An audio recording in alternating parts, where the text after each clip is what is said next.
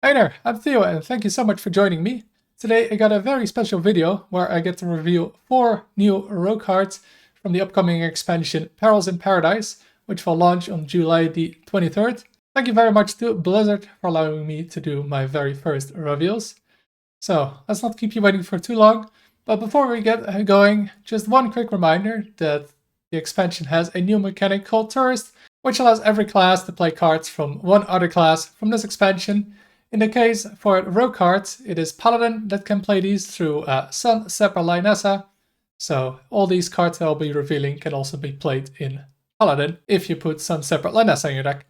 Now let's get started with the very first card, which is the Nicknack Shack, which is a 3 mana 4 durability location that says draw a card. If you play it this turn, reopen this. This is the very first location with 4 charges. Rogues love their cheap cards, and this is an excellent card to play in those decks. This location can also be great with all the new location synergy cards, especially with Seaside Giant, which this card allows you to reduce by up to 8 mana, allowing you to bring it down pretty fast to 0, and potentially get more giants on board with cards like Breakdance. Now in Paladin this card is a bit harder to use because Paladin doesn't have a lot of cheap cards to play. It could maybe be played in like a very aggressive deck with a very low curve, or just played for card draw since Paladin can sometimes be lacking. And then the next card we have is... Oh, Manager! Yes, a 2 mana deal 2 damage combo, get a coin. So getting a coin can be pretty valuable, as we can see with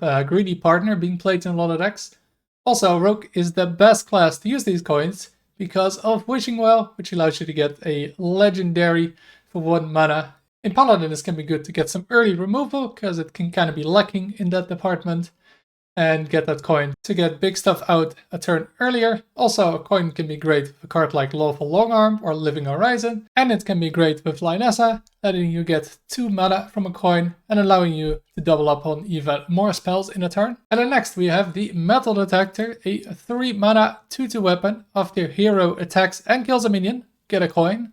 So this is very similar to the previous card, cheap card to get a coin, or in this case, possibly 2 coins again, excellent, with Wishing Well, or in Paladin to get more cards in your hand for those Living Horizons, and possibly get a card like Ziliax out very early. And then the last card is Swarthy Swordshiner, a 3 mana 3/3 pirate. Battlecry, set the attack and durability of your weapon to 3. You can use this to buff your Rogue Dagger on turn 3, and it can be especially great with a quick pick into this card, allowing you to draw 4 cards and deal a lot of damage. Also, you can use this with the Metal Detector, get a bunch of extra coins to use with that Wishing Well. In Paladin, there's a lot less small weapons to buff. However, you can use this card with a weapon like Volleyball to get more sunscreens, or with Painter's Virtue, allowing you to deal more damage, heal more, and of course, buff your cards a lot more. And that is it for this video. Thank you again to Blizzard for allowing me to reveal these cards. Perils in Paradise will release on July the 23rd. Thank you for watching, and until next time.